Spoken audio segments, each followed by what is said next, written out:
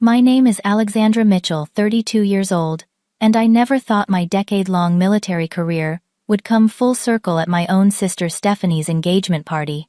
For years my family treated my service like a consolation prize for failing at real life.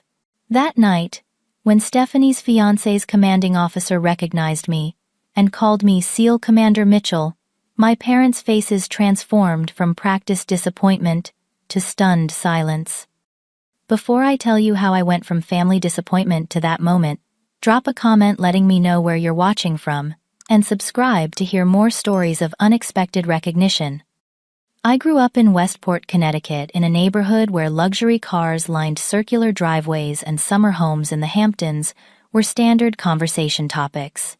Our colonial-style house, with its manicured lawn and pristine white columns, embodied everything my parents, Eleanor and Richard Mitchell, valued: appearance, prestige, and social standing. From my earliest memories, the expectations for me and my younger sister Stephanie were crystal clear.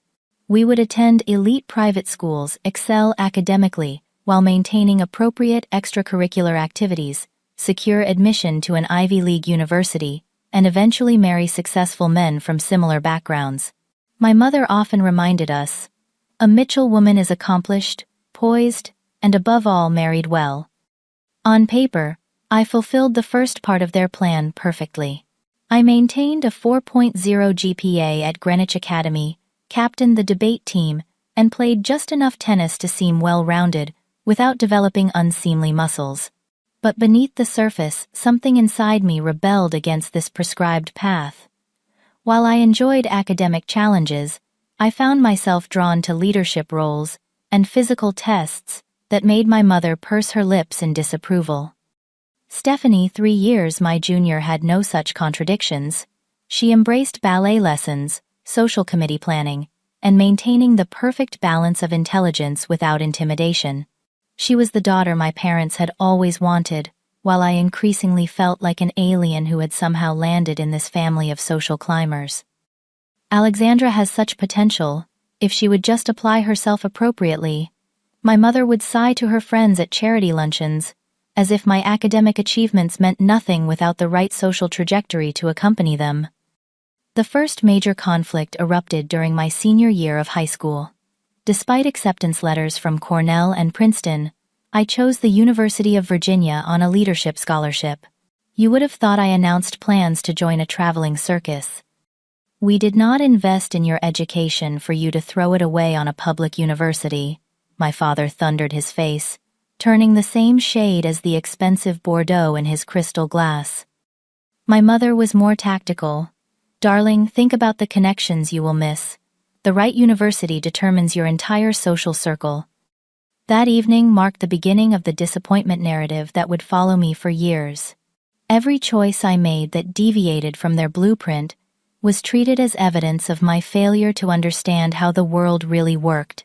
Family dinners became tense affairs, where Stephanie's achievements were celebrated, while mine were questioned. During college, I thrived in ways my family could not comprehend. I double-majored in international relations and Arabic studies, joined ROTC, and discovered my talent for tactical thinking and crisis management. The structure, purpose, and merit-based advancement of military training spoke to something fundamental in my character that country club memberships never could. By senior year, I knew my path forward. The military offered not just a career but a community based on values I respected. When I announced my decision to enlist after graduation, the family reaction was beyond horrified. "The military is for people who have no other options," my mother declared, as if I had announced a plan to become a street performer. My father was more direct. "I will not pay another dime toward your education if you persist with this ridiculous plan." Our final dinner before I left for officer candidate school remains burned in my memory. My father, swirling his scotch with precise movements, looked me straight in the eye and said words that would echo through years of my service. "You are throwing your life away, Alexandra. One day, you will realize what opportunities you squandered with this rebellious phase." Little did he know that his dismissal would fuel a determination that would carry me through the most challenging training the American military had to offer. The first week of basic training hit me like a physical wall. Despite my athletic background, nothing had prepared me for the grueling combination of sleep deprivation, constant physical demands, and mental pressure. On the third night, lying on my bunk with muscles screaming in protest, I questioned every decision that had led me there. My bunkmate, Jessica Martinez, noticed my silent crisis. "First week is designed to make you quit," she whispered. "They want to see who stays anyway." Something about her matter-of-fact tone steadied me. By the end of the second week, I had found my rhythm. By the fourth week, I was helping others push through their walls. The drill instructors noticed. So did another recruit named Diana Ramirez, who became my second ally in this strange new world. We formed a trio that pushed each other beyond what any of us thought possible. Where my family had seen stubborn rebellion, my instructors saw determination. Where my parents had discouraged physical toughness, my commanding officers rewarded it.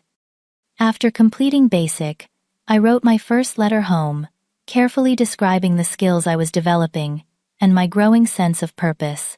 The response was a thin envelope containing a clipping about Stephanie's induction into an honor society and a brief note: "Hope you are finding your way. Stephanie misses you at her recitals." I folded the letter carefully and tucked it into my footlocker. That night, I ran an extra 5 miles pushing until my lungs burned and sweat soaked my uniform. During specialized training, my aptitude scores caught the attention of Commander Wallace, a stern woman with steel gray hair and evaluating eyes that missed nothing. "Mitchell," she said, after a particularly demanding tactical exercise, "have you considered special operations qualification?" I hesitated. Women were not eligible for direct combat roles until recently, ma'am.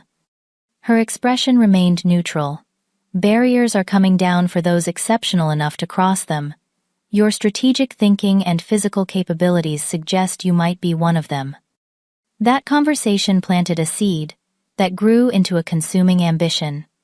If I was going to be a disappointment to my family, regardless, why not push the boundaries of what was possible? Why not attempt what few women had achieved? The internal conflict was intense. The fear of failure loomed large, especially knowing my family was already primed to see my military career as a mistake. But the possibility of excelling in the most elite units pulled at something essential in my character. When I called home to share that I had been selected for special operations training, my mother sighed audibly before asking, "Is this really necessary, Alexandra? Surely there are military positions that are more appropriate for a woman. Can you not find a nice military husband instead?" Her question crystallized my resolve. I was not looking for a husband. I was looking to become someone even I did not yet fully imagine. The SEAL qualification training redefined my understanding of human limitations. The infamous Hell Week pushed candidates beyond normal endurance, with near constant physical activity, cold water immersion, and less than 4 hours of sleep across 5.5 days. More than 70% of candidates dropped out. Every fiber of my body screamed to join them, especially during the 36th hour, when hypothermia set in during a pre-dawn ocean exercise. My vision narrowed to a pinpoint, and I could no longer feel my extremities. At that moment, strangely, I remembered my father's dismissive expression when I announced my enlistment. The memory sparked something like fury, a warmth that spread from my core outward. I would not quit. I would not validate his low expectations. "Keep moving, Mitchell," I muttered through chattering teeth, and somehow my legs obeyed. When I completed the qualification course, as one of only 3 women in our group, the transformation was profound. I stood straighter. I spoke with quiet authority. I had proven something essential to myself that no family validation could have provided. My first command came 18 months later, a small tactical team with specialized language capabilities.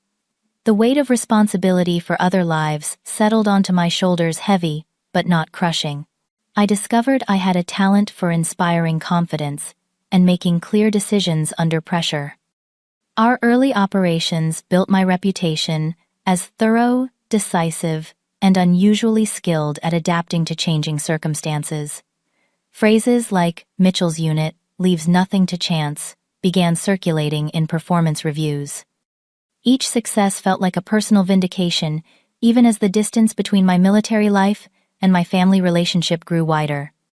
By my 5th year of service, I had developed expertise in counterterrorism tactical operations that put me on a specialized career track.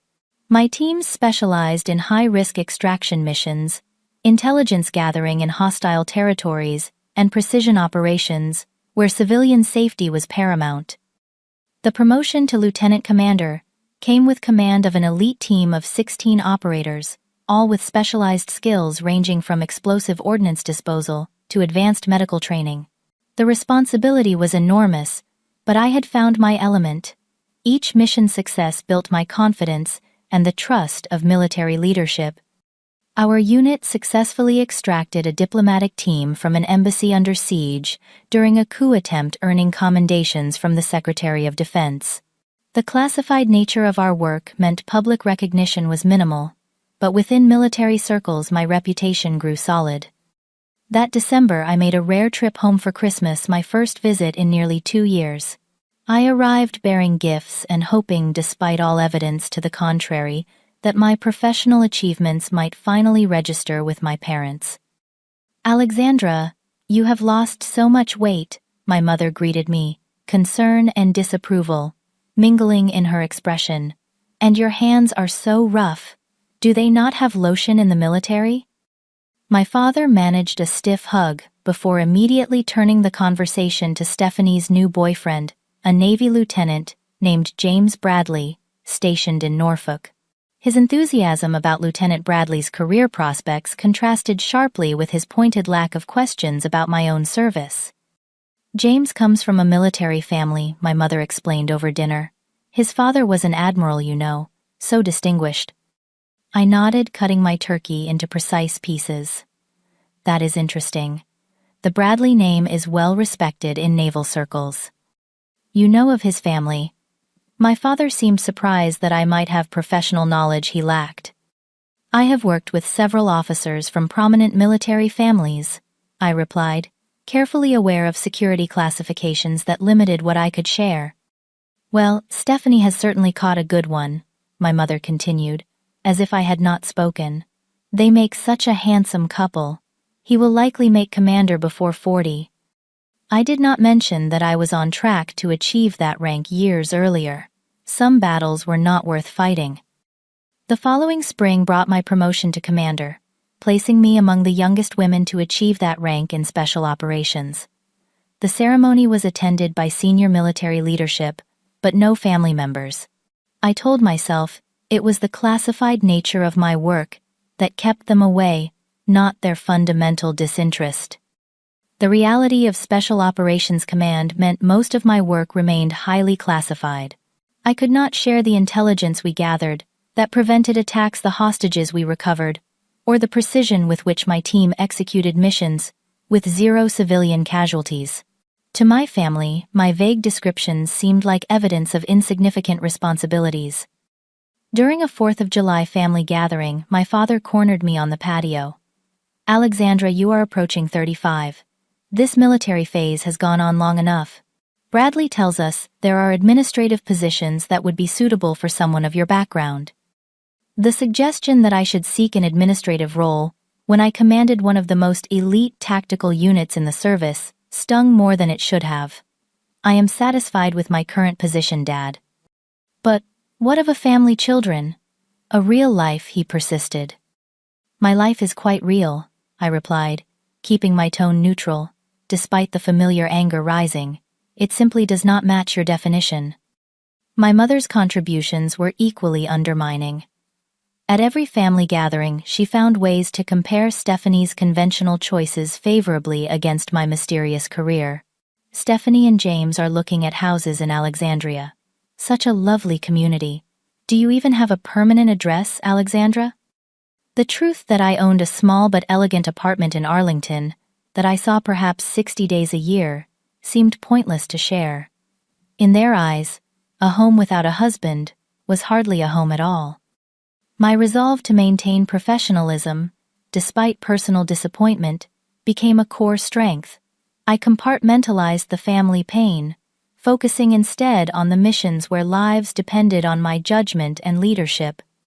In my 7th year of service, I led a critical extraction of intelligence assets from a deteriorating security situation in North Africa. The operation required precise coordination across multiple agencies and military branches. When an unexpected firefight erupted during extraction, my split-second decisions saved both my team and the assets under our protection. The subsequent award ceremony was attended by Joint Chiefs representatives, but my invitation to my parents went unanswered. I received a text from Stephanie. "Sorry we cannot make your work thing. Mom is planning my engagement party." The contrast between growing recognition among my military peers and continued dismissal from my family created a peculiar disconnect in my life. In one world, I was respected, even revered for my capabilities. In the other, I remained the daughter who had taken a wrong turn and refused to correct course. The operation that would indirectly lead to the confrontation with my family began as many others had, with a pre-dawn briefing and a high-risk extraction plan. An American aid worker and 3 local medical personnel had been taken hostage in a region controlled by extremist militants. Intelligence suggested a narrow window for extraction before the hostages would be moved to a location beyond our operational reach. What made this mission different was the compressed timeline and limited intelligence. We would be operating with minimal ground support in territory where multiple hostile factions operated. The decision to proceed came directly from the Secretary of Defense, with the understanding that failure would have significant diplomatic repercussions. For 48 hours, my team and I planned contingencies for every foreseeable complication. When we deployed, each operator knew their role with absolute clarity. The insertion went precisely as planned, but during extraction we encountered a previously unknown checkpoint that forced a route change. The firefight that followed was brief but intense. My team performed flawlessly under pressure, and we extracted all hostages without civilian casualties. But one of my operators, Thomas Kendrick, sustained injuries that would prove fatal despite immediate medical intervention. The loss hit me harder than I anticipated. Thomas had been with my unit for 3 years, a quiet professional with unmatched technical skills and a dry sense of humor that diffused tension during the most stressful operations. In the privacy of my quarters, I allowed myself 30 minutes of grief before returning to command responsibilities and the after-action reports that would follow any high-profile mission. 3 days later, amid the administrative aftermath and the personal weight of losing a team member, I received an elaborate invitation. Stephanie and Lieutenant James Bradley announced their engagement with celebrations to be held at the Harbor View Club in Greenwich. My presence was requested. My initial instinct was to decline. The thought of performing the role of supportive sister while processing a combat loss felt beyond my capabilities. But something, perhaps family obligation or simple curiosity about the life I had left behind, prompted me to RSVP affirmatively. The weeks between the invitation and the engagement party were consumed with operational reviews and the selection of a replacement for Thomas. I had little time to consider appropriate civilian attire until 2 days before the event, when I found myself in an upscale boutique feeling distinctly out of place among women who shopped as a recreational activity. Something elegant, but not flashy, I told the saleswoman, who assessed my athletic build with a professional eye before selecting several options. The midnight blue dress I eventually chose was simple but well cut, revealing shoulders shaped by years of training, while maintaining a dignity appropriate for a military officer in civilian settings. The Harbor View Club had not changed since my debutante days, all crystal chandeliers and ocean views, designed to showcase the prosperity of its members. I arrived precisely on time, a military habit that placed me among the first guests. My parents were engaged in conversation with the club manager, and I observed them briefly before approaching. My mother spotted me first, her eyes widening slightly at my appearance before settling into her social smile. "Alexandra, you made it. That color is quite slimming on you." The backhanded compliment was so familiar, I almost smiled. "Thank you, Mother. You look well." My father offered a brief hug that felt more like a social obligation than a greeting. "Alexandra, glad you could fit this into your schedule. When do you return to your base?" The question was transparent, already seeking the end of my visit before it had properly begun. "I have a week of leave," I replied, not mentioning that I had specifically arranged the time to attend this function. "A week. How lovely," my mother said with practiced enthusiasm. "Perhaps you can help Stephanie with some of the wedding details while you are here." Before I could respond, she continued, "Now, when are you going to find time in your busy career to consider a real future? You cannot be a soldier forever." "I am a naval officer. Mother, not a soldier. Different branch entirely." My father interjected with the directness that characterized his business dealings. "The point remains. Alexandra, when will you get a real career? Something with stability and growth potential." I had commanded men and women in combat, made life and death decisions, and shaped military policy at levels my father could not imagine. Yet in his eyes, I remained unemployed in any meaningful sense. The familiar frustration rose, but years of discipline kept my expression neutral. "My current position provides both stability and growth," I said simply. The arrival of Stephanie and her fiancé interrupted what promised to be another circular argument about my life choices. My sister looked radiant in a champagne-colored dress, her hand tucked into the arm of a tall man in dress blues, adorned with the insignia of a Navy lieutenant. Stephanie broke protocol by using my childhood nickname, embracing me with what seemed like genuine pleasure. "I am so glad you made it.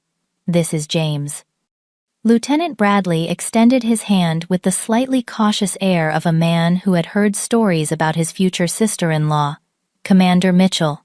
Stephanie mentioned, "You serve." "Currently, yes," I replied, noting his correct use of my rank with mild surprise. Stephanie must have mentioned it despite our parents' tendency to minimize my position. Our brief connection was quickly overshadowed by my parents, guiding the couple toward more socially advantageous introductions. I found myself relegated to the background, a familiar position in family gatherings. The next hour passed in a blur of superficial conversations. I answered polite questions about what I did in the Navy with deliberately vague responses that satisfied social curiosity without revealing classified information. The patronizing nods and quick changes of subject confirmed that most guests viewed military service as a curious detour rather than a prestigious career. By the time dinner approached, I had retreated to a quiet corner near the bar, feeling completely alienated from the social world that had once been expected to define my existence. From this vantage point, I could observe my parents proudly introducing Stephanie and James to their social circle, their body language communicating complete approval of this life choice that aligned perfectly with their values. The Bradleys have a summer home, just 3 properties down from ours in the Hamptons. I overheard my mother telling another couple, "James and Stephanie will be able to join us for the entire season after the honeymoon." The perfect daughter with her perfect choices, creating the perfect life narrative. I ordered another sparkling water and resigned myself to enduring 3 more hours of being the family footnote. The arrival of a senior naval officer was not immediately apparent to me, focused, as I was on maintaining a low profile. Captain Samuel Reynolds entered with the quiet confidence of a man accustomed to command his dress uniform, immaculate, and bearing the insignia and ribbons that told the story of a distinguished career. I observed from a distance as he greeted Lieutenant Bradley with the warmth of a mentor, then was introduced to my parents. My father straightened his posture unconsciously in the presence of military authority while my mother employed her most charming social smile. "We are absolutely delighted with James," she told the captain. "Such a fine officer and gentleman. We have always had the greatest respect for the Navy." From my position, I could see Captain Reynolds nodding politely his expression, revealing nothing of his thoughts on this transparently selective appreciation for military service. James speaks very highly of your leadership, Captain, my father added. Says you run a tight ship. Lieutenant Bradley is an exceptional officer, Reynolds replied, with diplomatic precision. You must be very proud of both your daughters. I understand your eldest serves as well. My mother's smile tightened, almost imperceptibly. Yes, Alexandra is in the Navy too, in some capacity. The dismissive qualifier hung in the air for a moment before my father smoothly redirected. James tells us you were recently stationed in the Persian Gulf. Fascinating region. I might have remained unnoticed throughout the evening had Stephanie not spotted me and waved me over with an enthusiasm I could not politely ignore. As I approached the group, I maintained the reserved demeanor that had become second nature in civilian settings.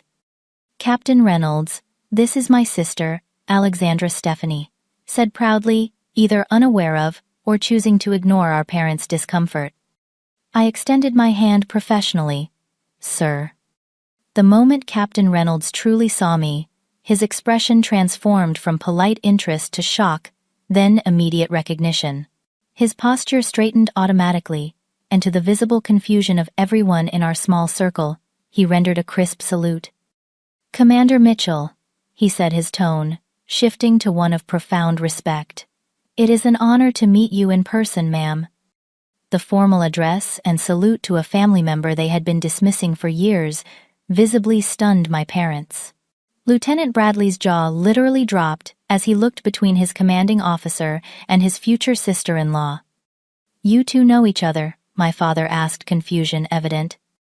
Not personally, Captain Reynolds replied, lowering his salute but maintaining a deferential posture that was completely at odds with the family dynamic.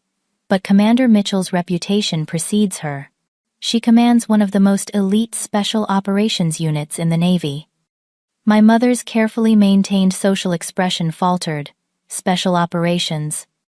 Yes, ma'am, Reynolds continued, apparently unaware of the seismic shift occurring in my family's understanding.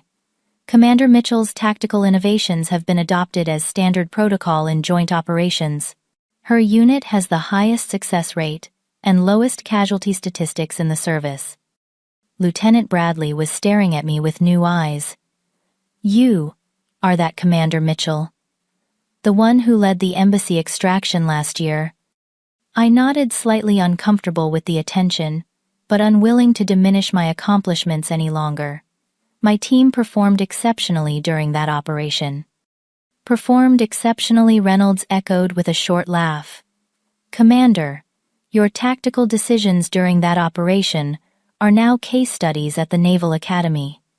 My parents stood frozen, social smiles plastered on faces that could not quite process this new reality.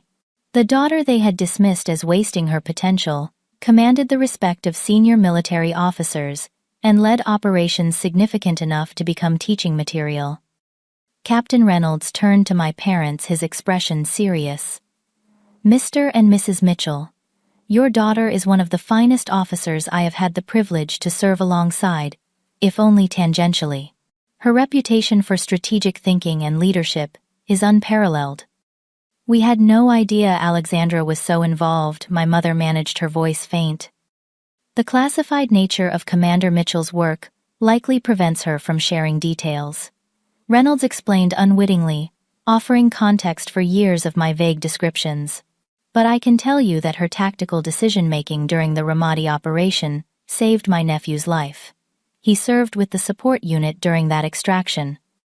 The personal connection seemed to finally penetrate my father's stunned expression. Your nephew was there? Yes, sir. Along with 20 other service members who returned home safely due to your daughter's leadership. As if drawn by some invisible signal, other military guests began to gravitate toward our conversation. A Marine major approached, with barely contained excitement. Commander Mitchell, Major Lewis, 2nd Marine Division. Your joint operation protocols saved my unit significant casualties during our deployment. It is an honor to meet you. then a Navy lieutenant commander who had worked with my unit on intelligence coordination, then a civilian contractor who supported special operations logistics. Each acknowledged me with the deference accorded to respected leadership, creating a surreal contrast to my family's long-standing dismissal. I watched my parents' worldview visibly crumbling as their social peers, people whose opinions they valued, expressed admiration for the daughter they had written off. My mother's shocked expression gradually transformed to something calculating, as if reassessing my value in her social calculations. Stephanie looked genuinely proud, though confusion lingered in her expression. "Alex, why did you never tell us?" "Most of my work is classified," I replied simply. And when I did try to explain my responsibilities in general terms, there seemed to be limited interest. My father cleared his throat, clearly attempting to process this public revelation while saving face. "We always knew Alexandra had leadership potential," he stammered the statement, so at odds with years of dismissive comments that I nearly laughed aloud. "My mother ever?" The social tactician recovered more quickly. "Alexandra has always been so modest about her accomplishments," she said smoothly, placing a hand on my arm, as if we shared a close bond. "We respect her discretion on sensitive matters." The naked revisionism might have angered me in the past. Now, observing their scramble to align themselves with my unexpected status, I felt a strange detachment. The validation I had unconsciously sought for years had arrived, but its impact was not what I had imagined. For the remainder of the evening, I maintained my composure despite the emotional turmoil beneath the surface. Military guests approached me with professional questions and expressions of respect, creating a strange, alternate reality where I was suddenly the most significant Mitchell in attendance. My parents hovered awkwardly at the periphery of these conversations, occasionally interjecting comments that attempted to establish their connection to my achievements. Alexandra always showed such determination, even as a child, my mother told Captain Reynolds, conveniently forgetting her characterization of that same quality as stubborn defiance throughout my youth. By contrast, the conversations with military personnel were grounded in genuine understanding of the world I inhabited. We discussed deployment challenges, leadership philosophies, and the evolving nature of special operations without ever breaching security protocols. For perhaps the first time at a family function, I felt seen for who I actually was, rather than measured against what I was expected to be. Between these professional exchanges, I found a quiet moment with Stephanie near the terrace doors. Her expression was troubled in a way that suggested genuine introspection. "I had no idea, Alex," she said softly. "I mean, James mentioned rumors about a female commander who was revolutionizing special ops protocols, but I never connected that to you." The admission that my accomplishments had become notable enough to generate discussion within military circles, yet remained completely unknown to my family, highlighted the profound disconnect between my worlds. "Would it have mattered if you had known?" I asked, genuinely curious, rather than accusatory. Stephanie considered the question with uncharacteristic seriousness. "I think it would have. I always accepted Mom and Dad's version of your choices without question. That was unfair." The simple acknowledgement felt like the first honest exchange we had shared in years. After the party concluded, I found myself following my parents' car back to their home, a decision that surprised even me. The elaborate colonial, where I had grown up, looked exactly as it always had, a perfect exterior that revealed nothing of the tensions within. My mother busied herself with making tea. No one had requested a displacement activity that allowed her to avoid direct conversation. My father stood by the fireplace, seemingly fascinated by the arrangement of family photos on the mantel, none of which featured me in uniform. "That was quite a revelation tonight," he finally said, his tone suggesting we were discussing an unexpected menu change, rather than a complete reframing of his daughter's identity. "For you, perhaps," I replied, keeping my voice neutral. "My responsibilities and rank have been consistent for some time." My mother returned with a tea tray, her composure restored. "Darling, you must understand our surprise. You have always been so vague about your position. Out of necessity, Mother. But I have mentioned my rank and leadership responsibilities on multiple occasions. Well, we thought perhaps you were exaggerating a bit, she admitted with a nervous laugh. You know how the military loves its titles. The casual dismissal of years of achievement sparked something in me, a slow burning fuse, finally reaching its explosive. I have never exaggerated my responsibilities, I said quietly. If anything, I have understated them due to classification constraints. My father adopted the tone he used for boardroom disagreements. Now, Alexandra, there is no need to be defensive. We have always supported your career choices. The blatant historical revision was too much. Have you? I asked, meeting his gaze directly. When I chose military service, you said I was throwing my life away. When I made lieutenant, you asked when I would get a real job. When I received my first command, Mother suggested I would be better served finding a military husband. I reached into my clutch and withdrew my phone, scrolling to a folder of screenshots I had not realized I was collecting until this moment. Last Christmas you said my career had gone on long enough. 2 Thanksgivings ago you suggested I lacked the ambition of the Kennedy daughter who became a doctor. 3 years ago you compared my decision to re-enter a war zone to Stephanie's decision to chair the hospital charity auction, concluding that she had the more significant impact. The documented litany of dismissive comments hung in the air between us. My father's expression hardened into defensive anger. We were concerned for your future, he insisted. The choices you were making seemed likely to limit your opportunities. What opportunities exactly? To marry within our social circle, to attend charity luncheons, to measure my worth by the accomplishments of a husband rather than my own. My mother intervened with practiced peacekeeping. Alexandra, darling, you are overreacting. We have always wanted what is best for you. What you believed was best I corrected, based on a narrow definition of success that I never shared. The realization that had been building throughout the evening crystallized into perfect clarity. For years I had sought validation that would never come, because my parents and I valued fundamentally different things. Their respect could not be earned through my achievements, because they did not recognize the metrics by which I measured success. I did not come here tonight to argue, I said, suddenly tired of the familiar pattern. I came to speak a truth that has gone unacknowledged for too long. I have built a career I am proud of, saving lives and serving purposes larger than social advancement. I have earned the respect of people whose judgment I value. That will have to be enough, because I am done seeking approval from people who cannot see my worth. My mother's carefully maintained composure cracked slightly. That is unfair, Alexandra. We are your parents. We love you. You love the daughter you wished I would be, I replied. The actual person I am has never been quite good enough. My father attempted to regain control of the conversation. You cannot blame us for wanting a conventional life for our daughter. The path you chose is dangerous and isolating. It is also meaningful, challenging, and aligned with my values, I countered. I did not choose it to rebel against you. I chose it because it calls to something fundamental in who I am. I stood smoothing the fabric of my dress with a deliberate gesture that gave me a moment to collect my thoughts. Going forward, I am setting boundaries. I will visit when I can, but I will no longer tolerate comments that diminish my choices or achievements. I will not pretend to be someone I am not to make you comfortable. Those are my terms for continuing our relationship.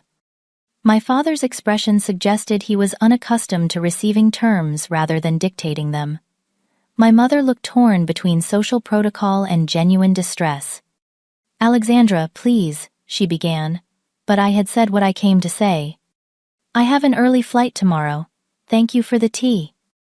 I walked out of the house without looking back, experiencing for the first time the freedom of having spoken my truth after years of silence.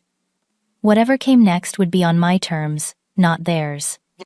The return to base 3 days later brought a welcome sense of belonging that contrasted sharply with the alienation I had experienced in my childhood home.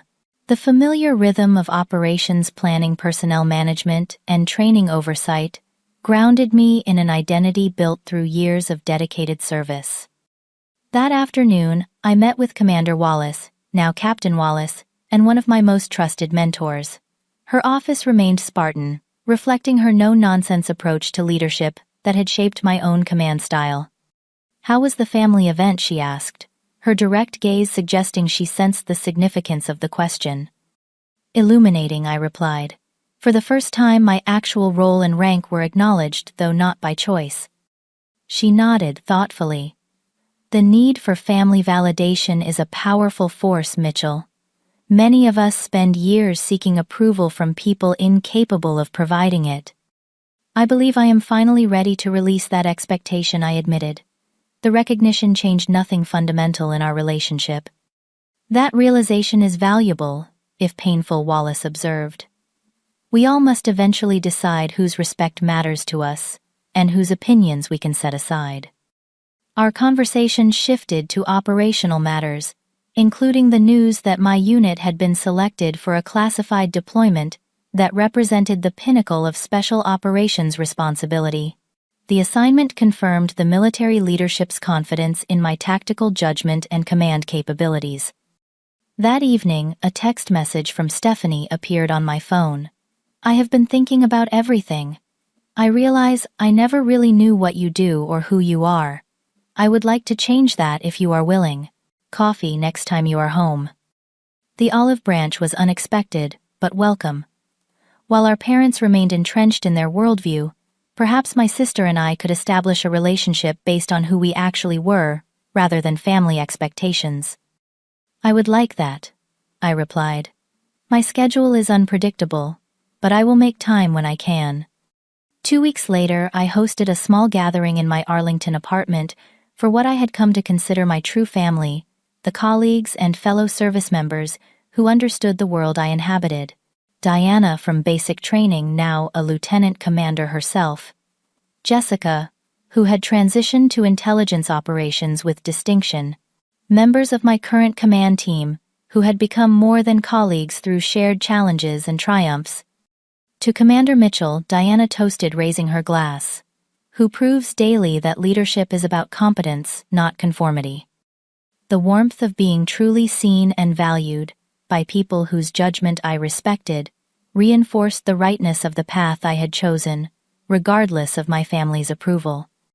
A month passed before an unexpected communication arrived from my father. The email was formal, almost businesslike in its opening, but its content revealed an unprecedented vulnerability.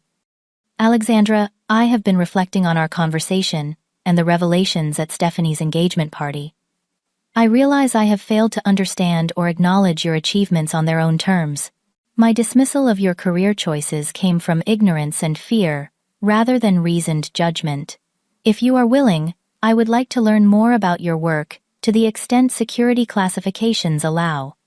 Your mother and I would welcome an opportunity to begin again, with greater respect for the path you have chosen."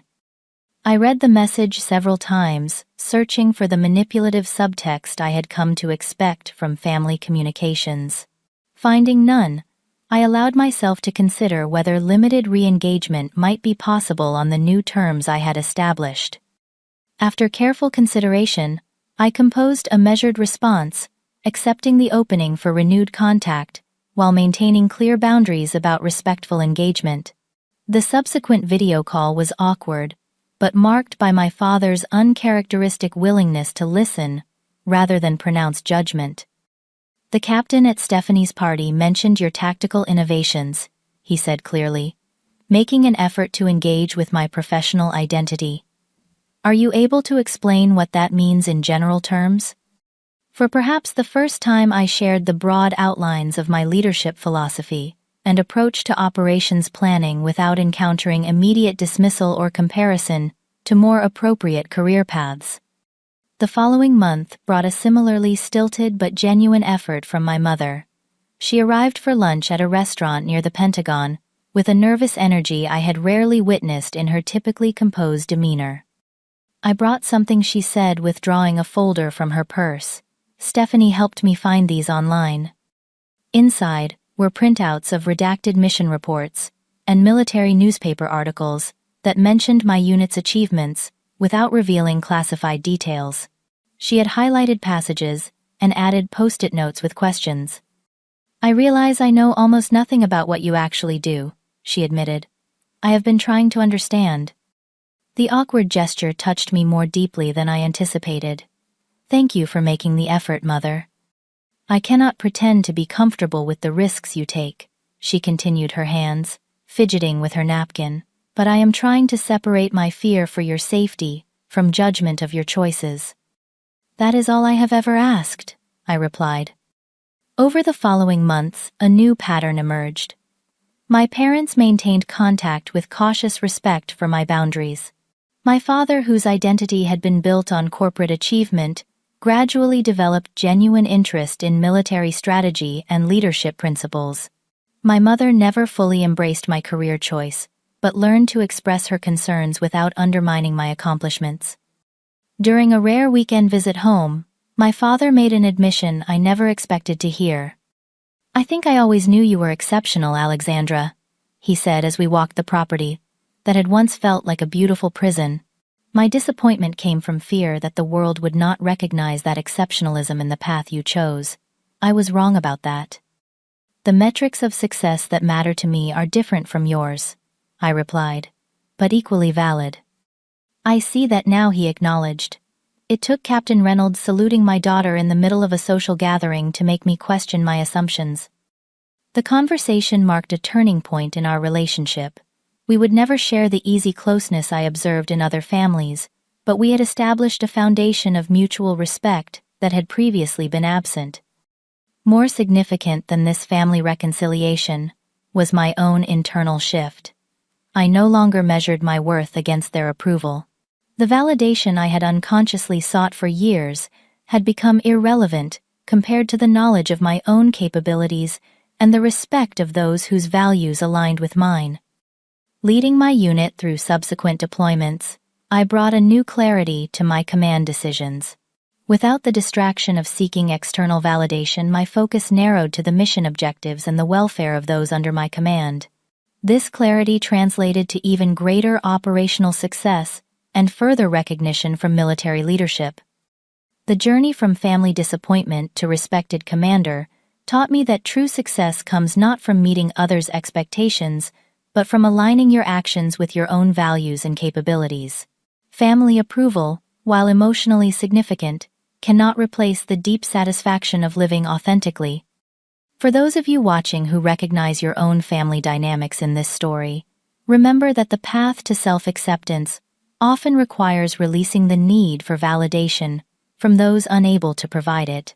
Your worth is not determined by others' ability to recognize it. Build your life around the values that resonate with your authentic self, and you will find your true family in those who appreciate you for who you actually are, not who they wish you would be. If this story resonated with you, please leave a comment sharing your own experience with family expectations. Have you ever had a moment where your true value was recognized after years of dismissal?